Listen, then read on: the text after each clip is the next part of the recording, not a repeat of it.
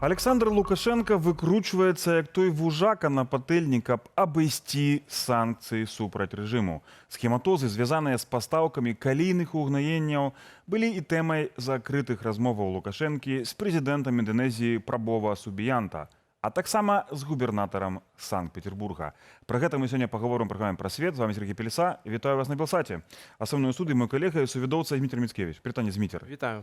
Зміцер, падавалася б, візіт прэзідэнта Інданезіі, адной з дзяржаваў у паўднёва-ўсходняй Азіі, руцінная падзея, так? Прыязджалі ўжо кіраўнікі В'етнама, М'янмы і так далей, так? Але за гэтым візітам стаяць вялікія грошы, вялікія інтарэсы рэжыму і ў першую чаргу праблема з санкцыямі, так? Прапаную пачаць вось з такой цытаты Лукашэнкі, і мы зараз гэта абмеркуем. Лукашенко назваў, скажем так, прэзідэнта Інданезіі великім чалавекам. Так, такая цытата. Спадар прэзідэнт, пасля аднаўлення гэтага дома, а гэта быў дом ваенных, яны сустракаюцца ў рэзідэнцыі Азёрная. Так? Это былая дача маршала Тимошенко, што цікава. На гэтай дачы, на гэтым рэзідэнцыі Азёрнай былі толькі прэзідэнт Путін і Сі Цзіньпін з сям'ёй. Потому вось гэтых тры вялікіх чалавекі разам з вами былі ў мяне ў гасцях. На твою думку, чаму вось ён прэзідэнта Інданезіі, вялікай уплывовай дзяржавы, але не з першай там тройкі, чацвёркі, так, пяцёркі, назваў вялікім чалавекам і параўнаў Сі Цзіньпінам і Пуцінам? Але вот адразу мы, калі пачалі гэта абмяркоўваць, усплылі гэтае слово, бо гэта вялікія грошы і вялікія інтарэсы. Для Лукашэнкі зараз галоўны інтарэс неяк выкруціцца з гэтага ўплыву санкцый. Хоць яны паўсюль расказваюць, што санкцыі не працуюць, у іх все выдатна. Мы-то ведаем, што ўсё не выдатна.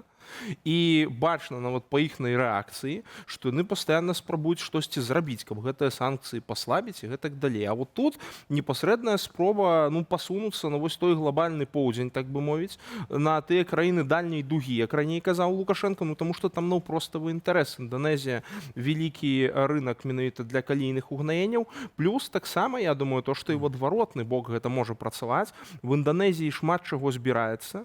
В Інданезіі шмат чаго прадукуецца, там лёгкая прамысловасць і гэтак далей. І, можа быць, рэжым Лукашэнкі таксама будзе спрабаваць штосьці ў гэтай сферы дамовіцца, нешта для сябе выкруціць.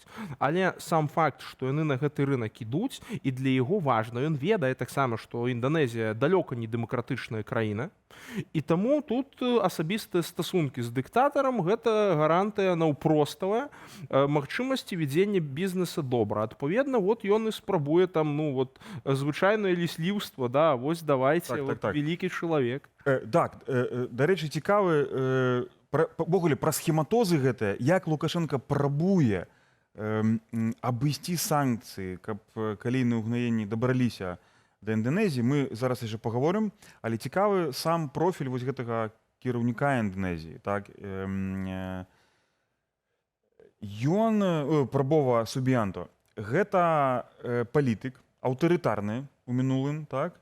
І цяпер практычна аўтарытарны, але які прабуе ствараць, мяняць свой імідж, і стварае імідж, я вось такую знайшоў цытату, мілага дзядулі, такі мілы дзедуля, які блізкі да народа. Як рабіў Тебе нічого гэта не нагадвае? Лукашенко так спрабаваў рабіць да 2020 года.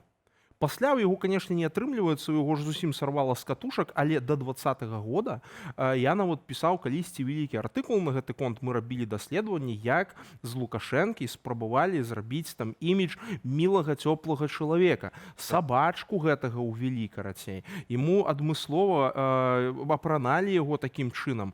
Ён выказванні спецыяльныя там рабіў таксама, то бок яму будавалі імідж менавіта вось такога ўжо добрага чалавека, менавіта дзядулі, які там нібыта за сваімі ўнукамі назірае. Зміцер, мы абмеркуем зараз вось гэтую закулісную гульню Лукашэнкі з Інданезіі, але і ввогуле з усім рэгіёнам гэтым паўднёва-ўсходняй Азіі, але перад тым прапаную паглядзець сюжэт пра тое, якім чынам звязаны візіт прэзідэнта Інданезіі і губернатара Санкт-Петербурга. Александр Лукашенко актывізуе кантакты з дзяржавамі Афрыкі і Азіі апошнім часам, асабліва паўднёва-ўсходняй Азіі. На гэтым тыдні да яго завітаў нечакана прэзідэнт Інданезіі. Таксама губернатар Санкт-Петербурга. Якім чынам звязаныя гэтыя візіты? Сюжэт Насты Іліной.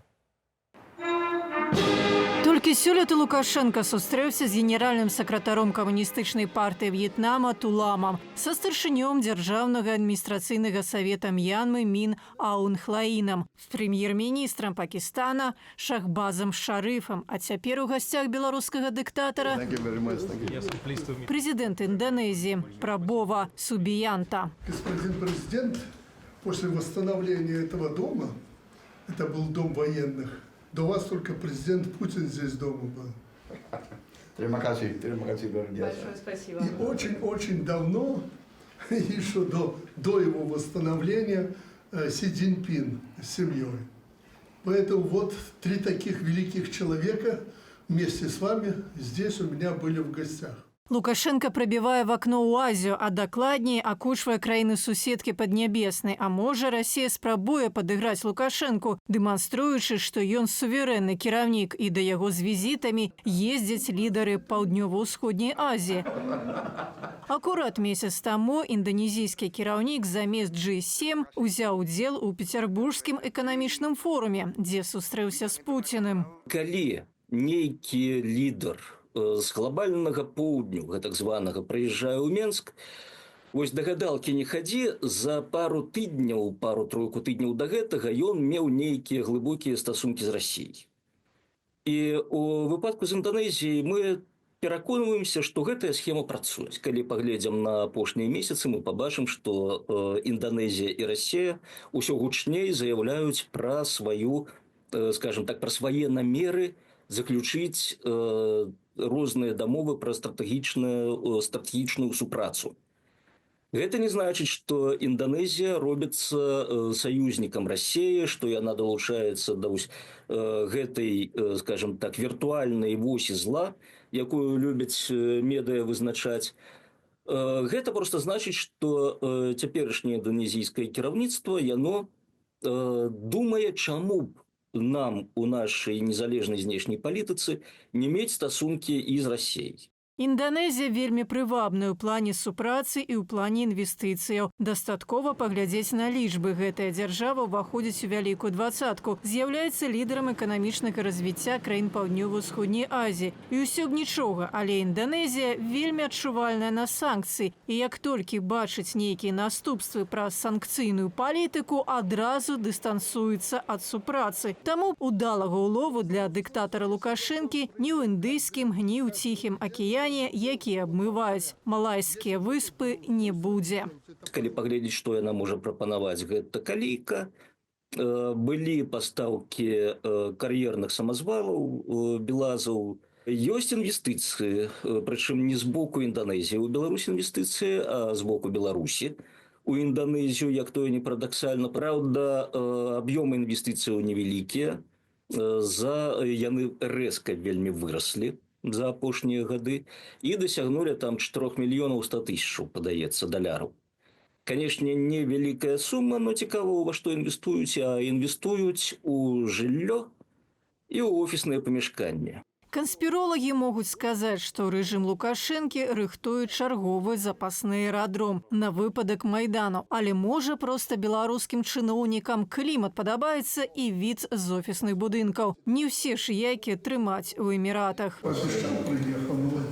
Лукашенко на гэтым тыдні прымаў з візітам і губернатара Санкт-Петербурга Александра Бяглова і хваліўся, што Беларусь сёлета адправіць праз расійскі порт Бронка ажно 7 миллионов тонн товаров. Перевезем в этом году через этот порт около 7 миллионов тонн грузов разных. И сыпучих грузов, и нефтепродуктов. И будем грузить все. Будем развивать этот порт и будем грузить. Мы планируем 7 миллионов, это совсем немного для нас. Планируем еще и в Мурманск выйти. Ну, если вдруг это резервное такое место, но там надо строить этот порт, и на это уйдет немало лет.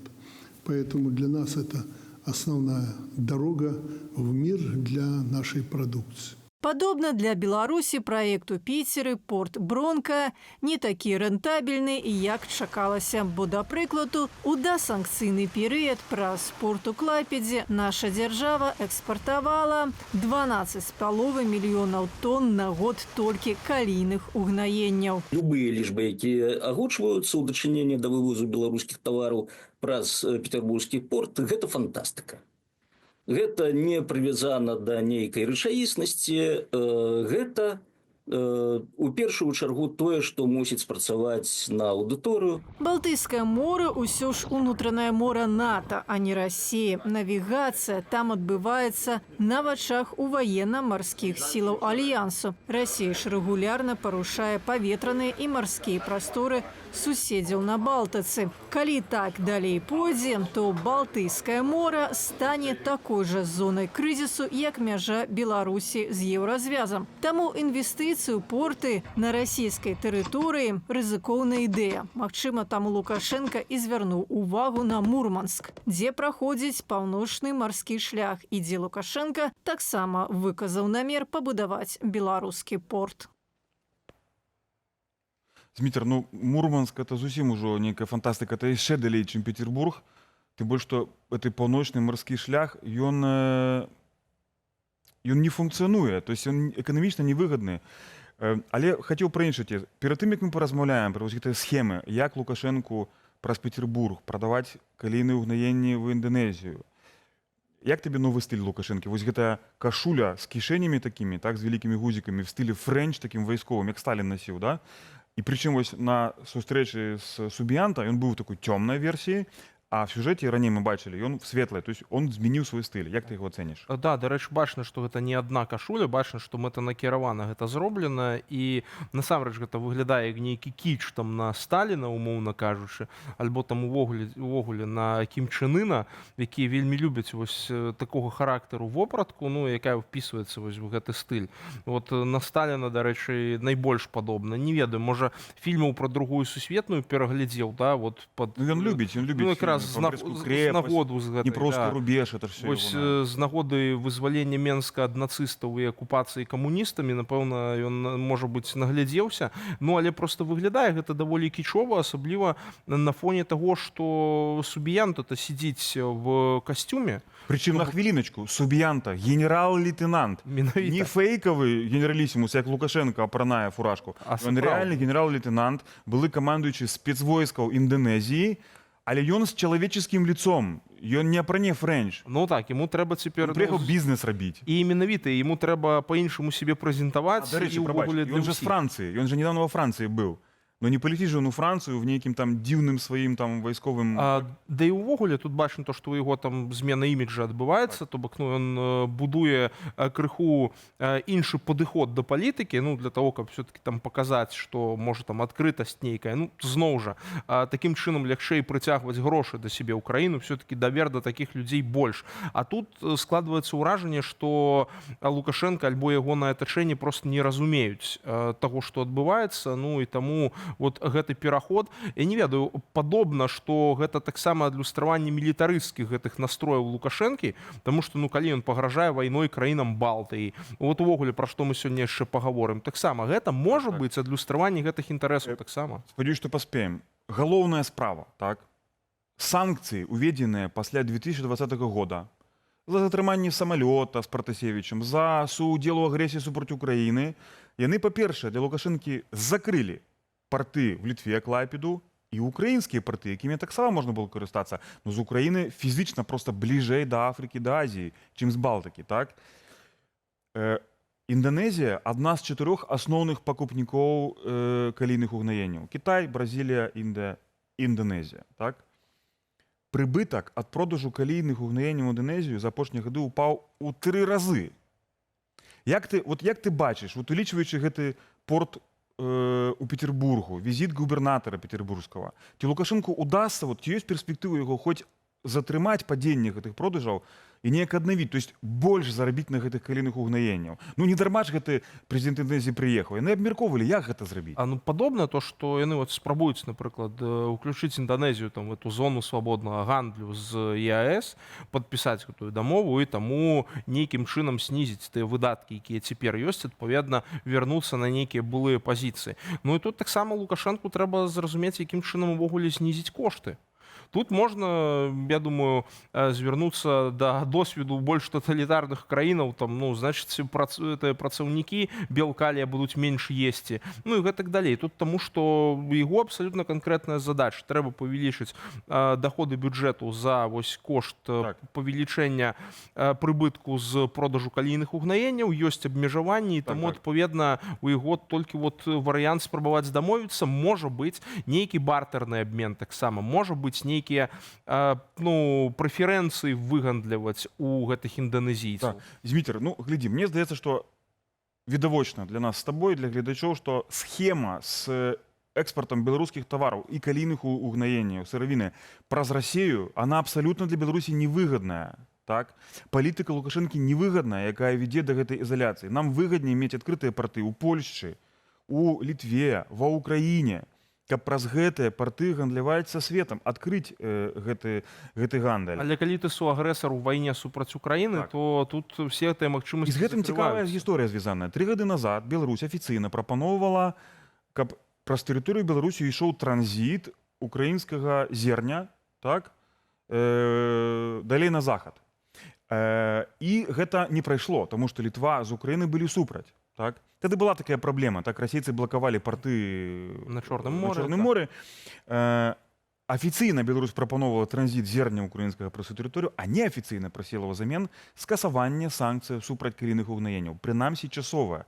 Гэта не прайшло і, відаць, ужо не пройдзе. Адзіная надзея на дамову вось гэтую пра вольны гандаль з Інданезіяй, але што цікава, Інданезія в гэты час заігрывае, скажем так, з Захадам, з США і з Великобритании. Недавно ў Інданезію наведалі брытанскія военные караблі. Таму у Лукашэнкі поле для манёўру вельмі завужанае, Зміцер. Абсалютна. Ну, тым больш, зноў жа, калі такая ваяўнічая рыторыка, таму што вот сёння таксама літаральна ашарашылі проста, што ёсць вот такія навіны ад Міністэрства абароны, нібыта Міністэрства абароны Лукашэнкі пісала польскім калегам ліст. Маўляў, давайце, мы будзем зноў наладжваць стасункі, давайце правядзем нейкія перамовы там альбо па відэа, альбо асабіста. Ну і таксама хацелі нібыта вярнуць гэтыя камісіі, якія будуць правяраць аб'екты на тэрыторыі Беларусі. Вайскоўцы польскія прыязджаюць в Беларусь, а беларускія саюзнікі суагрэсара прыязджаюць на натаўскія аб'екты в Польшу. Да, і вот і яны думалі, што гэтая праца пракаціць як раней. Але ну, палякі, зразумела то, што улічваючы тую несамастойнасць рэжыму Лукашэнкі ў ваенным плане, зразумела то, што адказалі адмовай. І вот у нас ёсць цытата, выкацілі з Міністэрства абароны Лукашэнкі, іх там Аравенка выкаціў цэлую цытату. Давайте паслухаем, як гэта гучала, каб проста разумець, што яны сабе думаюць. Па сканчэнні месяца ад польскага боку быў атрыманы толькі фармальны адказ, які не прадугледжвае аднаўлення добрасуседскіх стасункаў з нашай дзяржавай. Ён сведчыць, што Варшава працягвае безумоўна выконваць указанні тых, каму выгадна развязанне новага ваеннага канфлікту ў Еўропе, арэнай якога могуць стаць і Рэспубліка Беларусь, і Рэспубліка Польшча. Толькі ад пастановы вайсковага палітычнага кіраўніцтва Польшчы залежыць, ці ўводзе яна ў гісторыю як дзяржава, што не здолела перадухіліць новыя вайны ў Еўропе, або як краіна, што скарыстала дыпламатычныя метады для залагоджвання наяўных супярэчнасцяў і тым самым зрабіла важны ўнёсак ва ўмацаванне агульнаеўрапейскай бяспекі. Зміцер, ну што гэта за трызненне? Намеснік міністра абароны кажа, каму выгадна? Ёсць толькі адна дзяржава, якой выгадны канфлікт в Еўропе. Гэта Расія, якая вядзе вайну ў Еўропе канвенцыянальную і вядзе гібридную агрэсію, а некаторыя эксперты скажуць, што нема розніцы, што гібридная агрэсія гэта таксама вайна. Атакуюцца аб'екты в Польшы, падпалы, дыверсіі, затрымліваюць увесь час агентуру расійскую в Польшы, в Літве, так? Пра што мы гаворым? Каму выгадна гэтая вайна? Так, і пры тым, што агентуру ў тым ліку і рэжыму Лукашэнкі. І на гэтым фоне, вот тут цікава, яны насамрэч вераць, што калі яны напішуць в Польшчу нейкую пісульку, што ім адкажуць, канешне, давайте вернем назіральнікаў, давайте зноў вы будете нас возіць па сваіх аб'ектах і ні халеры не паказваць, а мы вас нібыта мусім возіць па ўсіх аб'ектах НАТО і расказваць, дзе ў нас тут што. Так. То бок яны рэальна вераць у то, што гэта магчыма, ці яны проста прыкідваюцца і гэта Не, гэта імітацыя прапаганда бурлівай дзейнасці, працуе. прапаганда. Глядзі, ну, відавочна, што дзеля таго, каб прадаваць калійныя ўгнаенні па ўсім свеце свабодна, купляць там каучук, пальмавы алей, трэба скасаваць санкцыі. А значыць, трэба ліквідаваць прычыны гэтых санкцыяў, так? Абсалютна. Вызваліць палітычных вязняў, вызваліць Анджэя Пачобута, в тым ліку, спыніць міграцыйны крызіс на мяжы і так далей, і так далей. Калі гэтыя праблемы будуць вырашаныя, адкрыюцца межы, і калі ласка, гандлюйце хаця б з Інданезіяй, Зміцер. Мы на гэтым мусім паставіць кропку, на жаль. Дзякую табе за твой каментар, за твой удзел. Дзякуй вялікі. Дарагі сябры, гэта ўсё на сёння ў працэсе. Для вас працавалі я, Сергей Пеляса, мой калега Зміцер Міцкевіч і вся каманда нашай праграмы. Бывайце і трымайцеся.